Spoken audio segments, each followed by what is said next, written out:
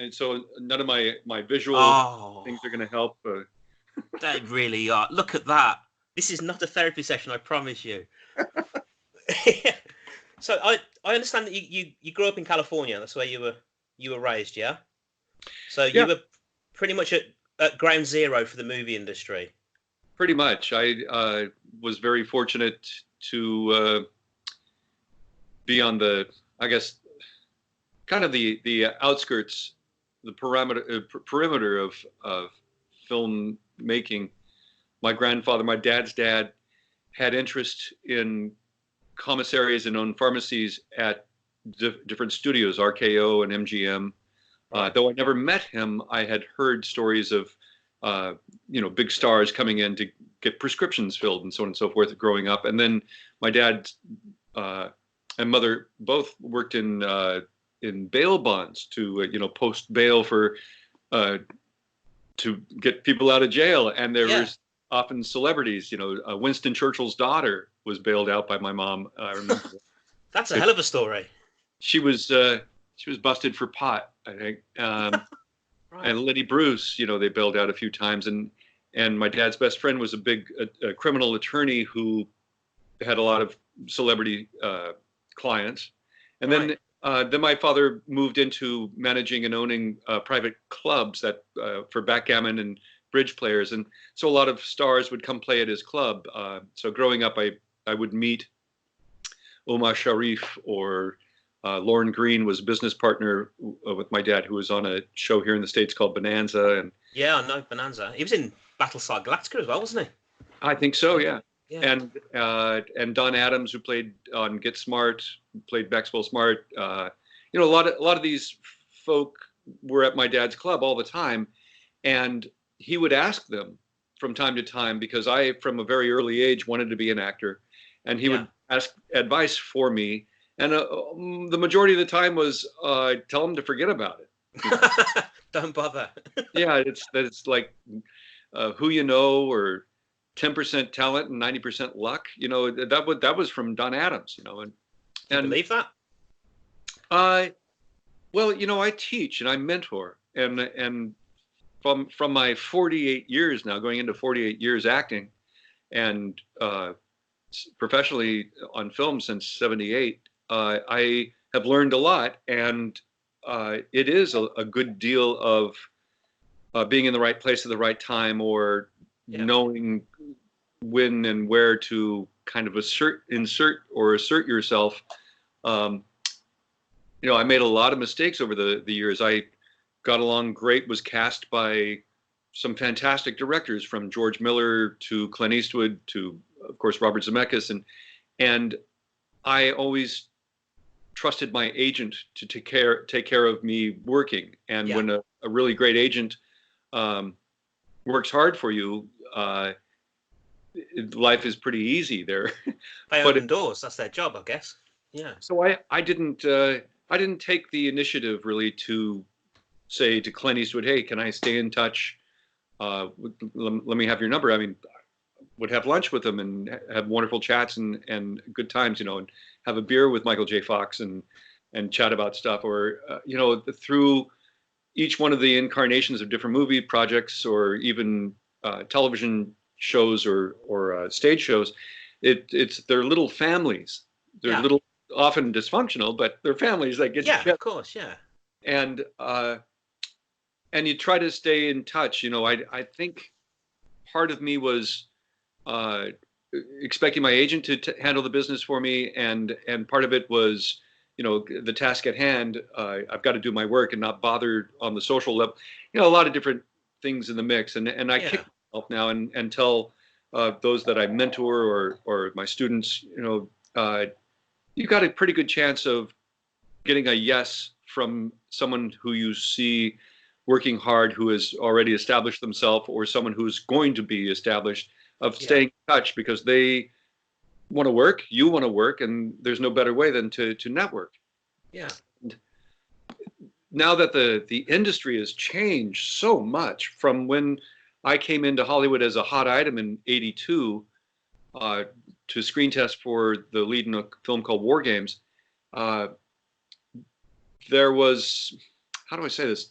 for each part that goes out into breakdowns for agents to look at, to submit their clients, each part would probably get, I don't know, 400 to 500 submissions.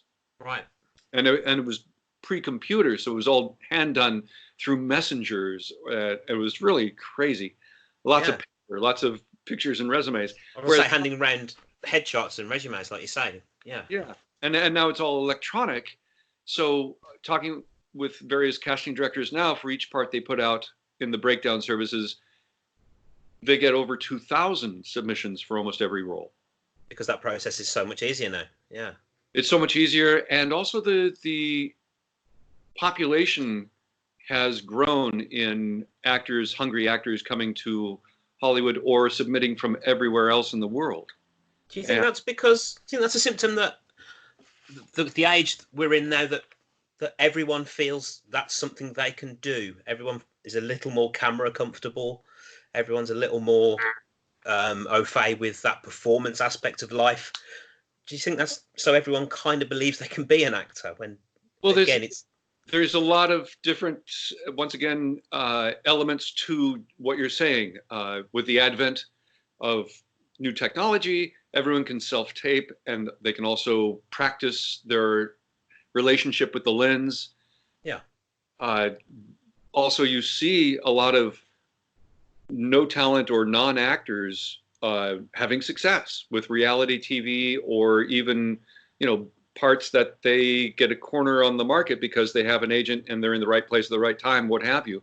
Very frustrating, growing up watching sports figures get acting jobs and then watching stand-up comedians take over Hollywood for a while. It was like, what the heck? And now, in more recent times, reality TV stars. Yeah, they haven't put the time in. So growing up, the heroes for me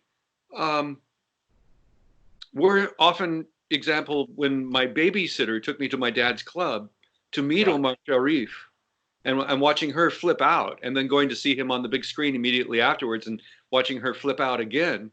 I was like, wow, that's really something to aspire to, because I'd love that kind of, wanting to be loved. I wanted that admiration, and then being part of a huge story, things like this.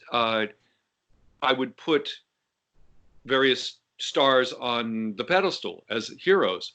Which is odd, because you encountered them in, I won't say mundane circumstances, but in everyday circumstances. You saw Omar Sharif in a club. You were introduced to Lorne Green. So they were real people. They weren't this kind of removed mythical figure on a huge screen. So, yeah, that's a strange relationship, isn't it?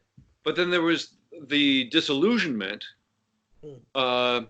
with when you hear of the monsters that sometimes celebrity causes, or the abuse of power that comes with celebrity, and it's still prevalent. It's ridiculous. You see stories all the time.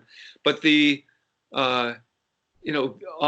growing up, there was also these other heroes. There was John Glenn, astronaut going orbiting the Earth, or John Kennedy, the president who was so beloved, being assassinated, and the disillusionment with, well, why was he assassinated? What the hell was that all about? And seeing, I remember having my dad come home and give me some records of Bill Cosby's when I was little, and listening to him and loving, oh, this guy's funny, and then seeing him on I Spy, and then his own TV shows and all, and then watching, I even remember when I worked at the hotel, the Hilton Tower in San Francisco, delivering his dry cleaning or flowers to him or whatever, and kind of going, it's the cause, and he being very humble. And then, of course, in recent history, watching, how he abused his celebrity and power to sedate women to get his way with them, or, just literally went from hero to monster. Hero to monster. And it's bizarre, growing up and really loving, these wonderful rock star heroes, and then finding out of these terrible abuses that they morals kind of thrown out the window at times. And what does that do to you as as a worshipper, as an admirer of somebody who you hold to such high standards and regard, how does that feel when your hero is literally torn down in front of you?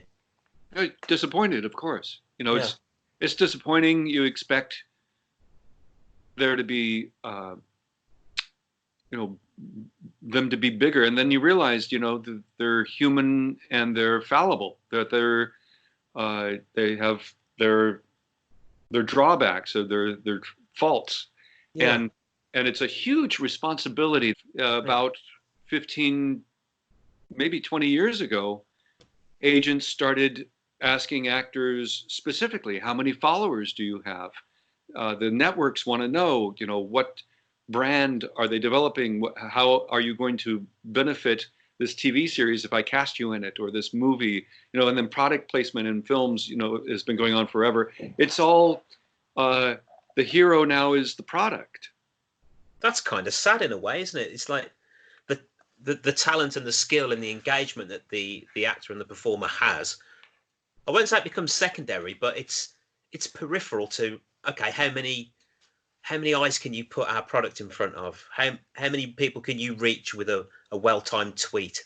When I was little, the first time I think I started to put that together, because I'd always heard, you want to be an actor, you aspire to be like a Laurence Olivier. Yeah, And so, I think it was the late 60s or so, all of a sudden, Laurence Olivier was being put down because he did a commercial on television. right.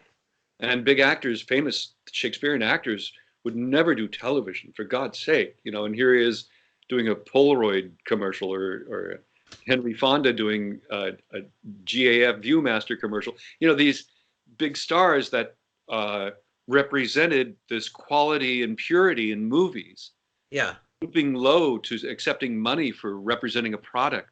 Well, there it started, there it was in our face all of a sudden. Who knew it would become the norm? But it's I guess it's been almost a treadmill of that, hasn't it? Because I'm at the advent of moving pictures, it was looked upon as low art by people who worked on stage, and then television was looked upon as low art by people who worked on in movies, and now people who have an internet presence and literally reach tens of millions of people with a YouTube channel, that's looked upon as low art by the TV guys, and it seems to continue that way, doesn't it? It's hard. I remember growing up, wanting to go see certain movies. My mother saying, Jeffrey, that's not entertainment. Can you remember which particular movie that was? Oh, good God. Uh, Generally, it was films that had either violence in them. I remember Right. when I got cast in Pale Rider, Clint Eastwood's return to westerns in the mid '80s. Yeah. I was thrilled, and it was great. I'm going to do a western with Clint. How Yeah, cool! being a cowboy movie. And then I read the script and saw all this mayhem and murder, revenge of his ghost character, and I was like, my mother's not going to want to see this. Oh no. But I wasn't going to turn the film down. I No, had you don't turn Clint Eastwood down, do you? well, so it's I'm not, unfortunately, a big enough star to choose what scripts I do. Mm. Although if I didn't want to work, I could do that. Yeah. I'm in a weird predicament. Well, And that's where that question led me to thinking, to be honest. It's like, do you consciously avoid acting choices and scripts that you feel would, yeah, give an immoral message, to use your words, or would be exploitative, again, to use your word? I try to. If in recent history, I played a low-level EPA bureaucrat who's been kidnapped by a environmental activist turned terrorist, Right. and I love doing that project because that's meaty storytelling that elevates consciousness, and Mm. it was centered on the environment. That was called Cat's Paw. Uh, then I will go towards the fluff, where I played Igor in the musical version of Young Frankenstein.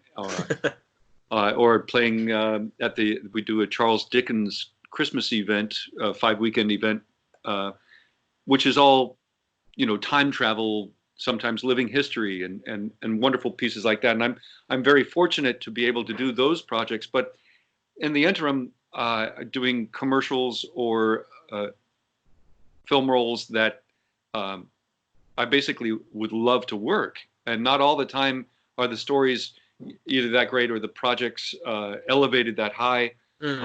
So whatever I work on, I try to elevate with performance, and or if I'm able to give input on the story, or help the filmmaker achieve their goal, that's a win for me as well. Yeah. So, for instance, I know this is kind of a bit of a hack question, but if a director, say like Tarantino, approached you, who has a very well established reputation for making pretty nasty but very entertaining films, would that be a real conflict for you, or would it be like a straight no? Well, with that gentleman in particular, I think it was back in 88 or 89. I was in an acting class with Lawrence Bender, who's Quentin's producer. At the time, Lawrence was producing independent films. He had a distribution deal with a company in Italy, and he made sort of a supermarket graveyard shift slasher film with L.V. Moore as the name, from a series over here called Green Acres. And I was at the time looking for projects for an investor, a friend of mine. And Lawrence said, come over to the apartment. I want to introduce you to this young writer who's got this great project. We're looking for money to get going. And went over, and there was Quentin. Right. Dressed as one of the characters from Reservoir Dogs, the suit and the thin tie and briefcase. Yeah. It was very cordial, nice meeting him, and all. And when I said I'd like to read the script, if you don't mind, to break it down for my investor friend, he wouldn't let me read the script. Right. I don't know this guy. Why should I give him my script? And Lawrence was like, come on, Jeffrey's got a money guy who's got $250 million to put in on a film. He can help you. And he said, I don't know him. I'm not going to let him read my script. I don't want him touching my script. And I was like, but he just did a film with Clint Eastwood. He's a good guy, So this must have been 87, 86. Anyway, so I just got the script from the slasher film, which my guy had no interest in, and Quentin had no name yet. So we passed on the project, and eventually Lawrence got the script to our acting coach, Peter Flood, who gave it to his wife, who was teaching in New York, who shared it with Harvey Keitel, who said, I'll do this in a heartbeat. And it became Reservoir Dogs. So it's, if I had read Reservoir Dogs, I probably would have liked it and told my friend that it was I thought, a worthy project, though I doubt that my friend would have invested in it, because he was anti-violence. Oh, right. Okay. And we know how violent that film is. Oh, very. Yeah. So in a way, maybe Quentin was listening to his inner voice saying, I'm tapping into this guy he's repping, and no, I don't know. But he was also eccentric, and I've heard stories that kind of put me off Quentin. But I'd like to say he's got his finger on that genre of, the exploitive violence. And it's nice escapism, but it's not really for everyone, of course. Were there monsters in movies that particularly had an effect on you? Did you watch any, scary or horror movies when you were growing up that really freaked you out?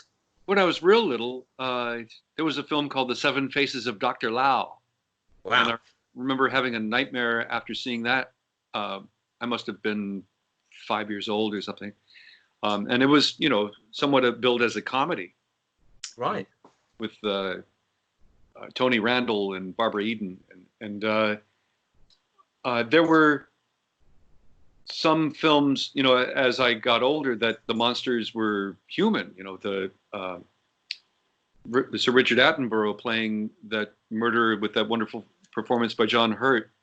John Christie, 10 Rillington Place. Yeah. Yeah. Uh, there was a monster that seemed a very mild man. Yeah. It was almost a proto Hannibal Lecter, wasn't he? A very well-spoken, polite character. Yeah. There's of course, the in-your-face monsters growing up with King Kong and Godzilla, and then when the Hammer films and the horror genre started really taking off big time, there was quite a bit of terror, and it was